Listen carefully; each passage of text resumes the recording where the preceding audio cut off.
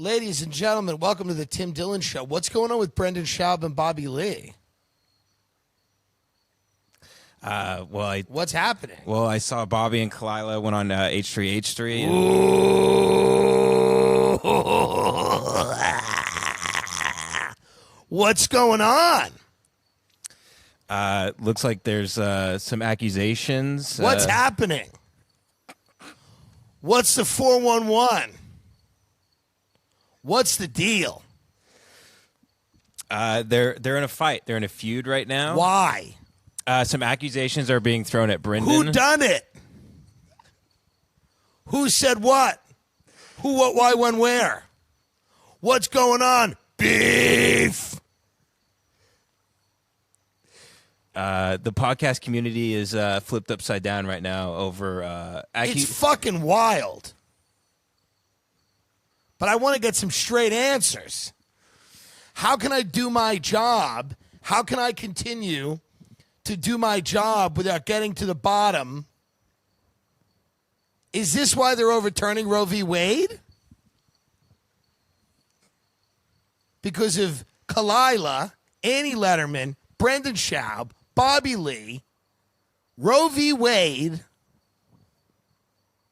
What's going on? Amy Coney Barrett, Chief Justice John Roberts, Bobby Lee, Brendan Schaub, Kalila, Joe Biden, the economy, Jews, Catholics, Protestants, Muslims, Bobby Lee, H3H3. Can you get some fucking answers? Yeah. So it's your job. people on the internet are saying he's a bully. Why? I think he's made inappropriate passes at women. I mean, to be specific here on the pod would feel unfair. What constitutes a woman? Really? Like, No, I mean, it's a real question. In this case, a lady with a pussy and titties. Well, I don't want you to start being vulgar. I don't think that's your job to start being vulgar right now. We're talking about a serious issue. I want you to really kind of like, you're at work. Half the time with you, you forget you're at work. You can't start throwing out vulgarities. This isn't a blue show. We don't work blue here. I apologize. This is a news show, and the news I'm covering is Bobby Lee, Brendan Schaub, Annie Letterman, Kalila, Esther Pavitsky, Roe v. Wade.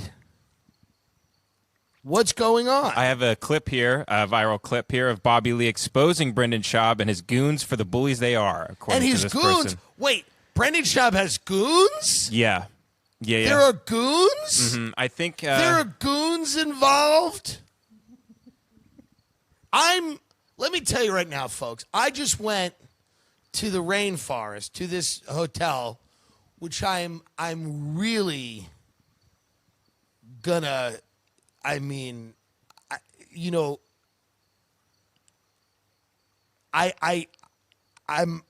not gonna listen. I'm just gonna really let people know what the problem and I mean plural problems are here. There are many, and it's unfortunate because I spent a lot of money for this. And I'm unhappy, and I'm well within my rights to be unhappy. But I'm and there are indigenous tribes all over this area. It's the world's oldest rainforest. It's 180 million years old, and you see them. You see these people, and I'm running up to them and going, "What the fuck is going on with Bobby Lee and Kalila?" And they're pretending they don't know. They don't speak English. And I'm going, do you understand what's happening with Annie Letterman? And I don't know what they're doing. Gathering fruit. It's not my business, but I've been spending all of my time here trying to tell them about this thing, and I don't even know what it is. I feel so disconnected. So what's going on again? There are goons. I think we should just... Brendan Schaub's got a pirate ship of goons, and they're going after Bobby Lee. Is it because he's Korean? Is he Korean? I don't think it's a race thing, but he is Korean, yeah. Right. Korean, well, I was right about that. See, I do know some things.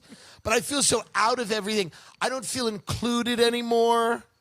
I'm like on the outside. I'm a victim of my own success.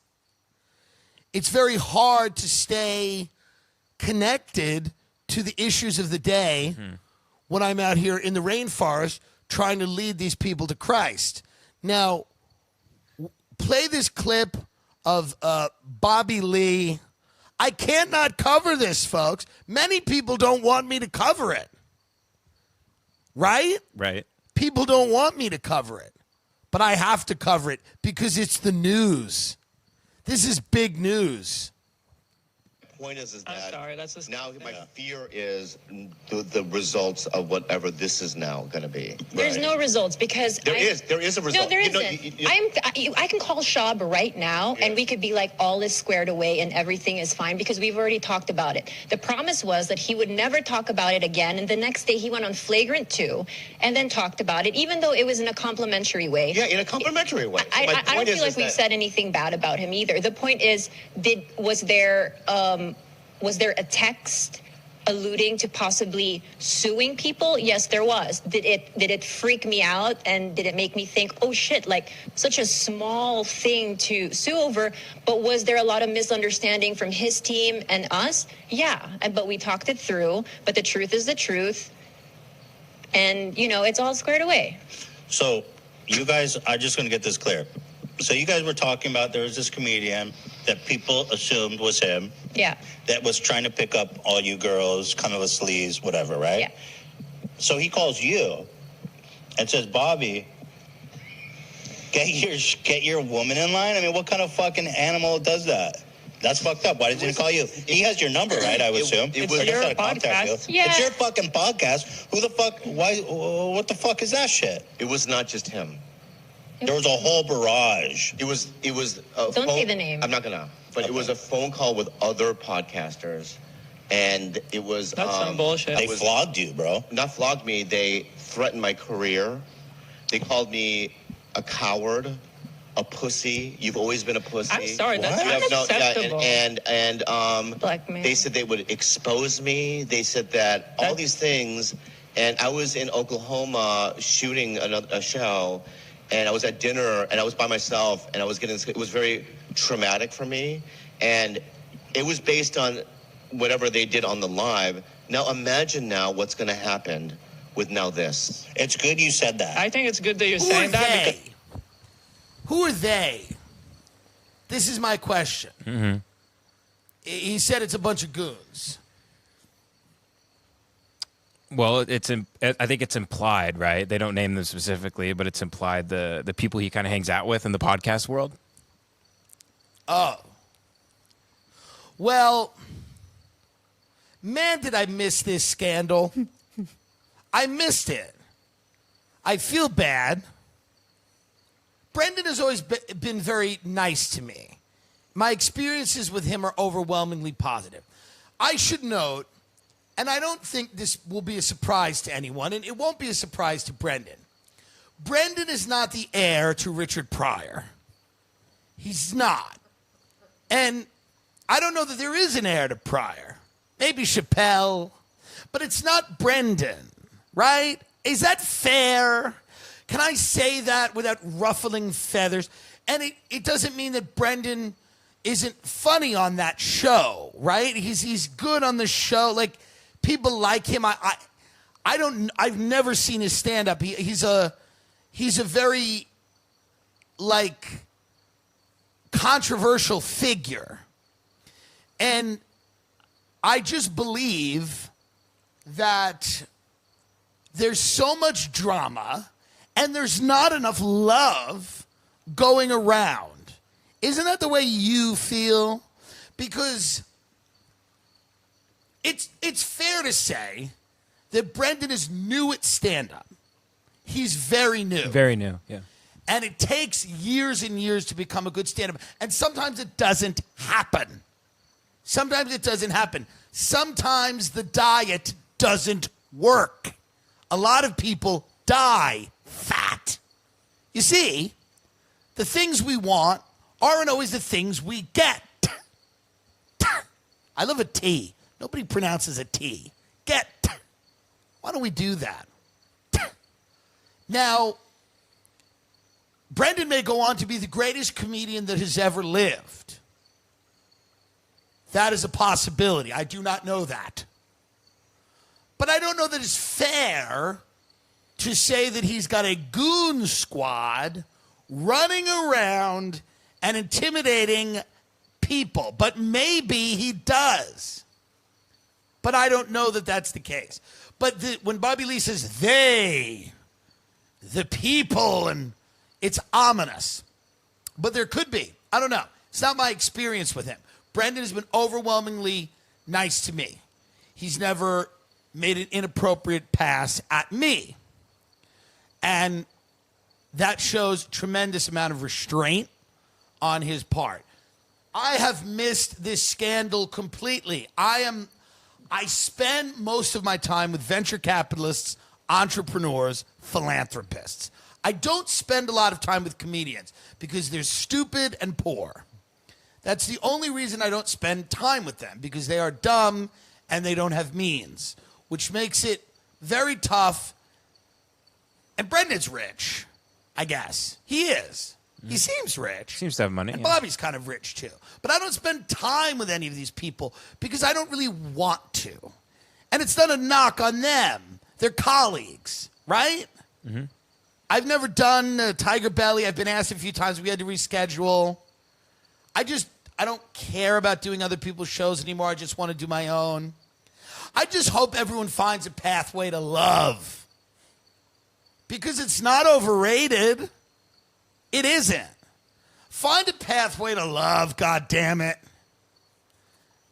What's life really about? Fighting over this silliness, this craziness?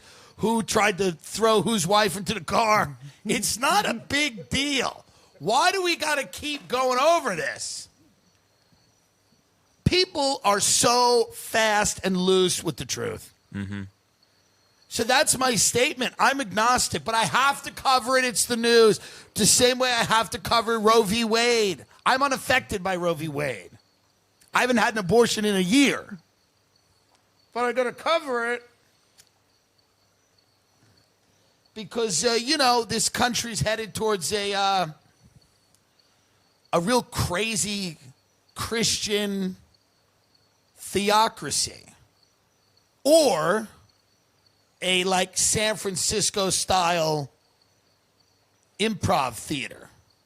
Either one makes me unhappy. I very much want a cold, somewhat emotionless, bureaucratic state. Curtis Yarvin's not wrong about all these things, I don't love the idea of just one centralized authority, but his idea that things have to be sort of cold and somewhat bureaucratic and boring, I find,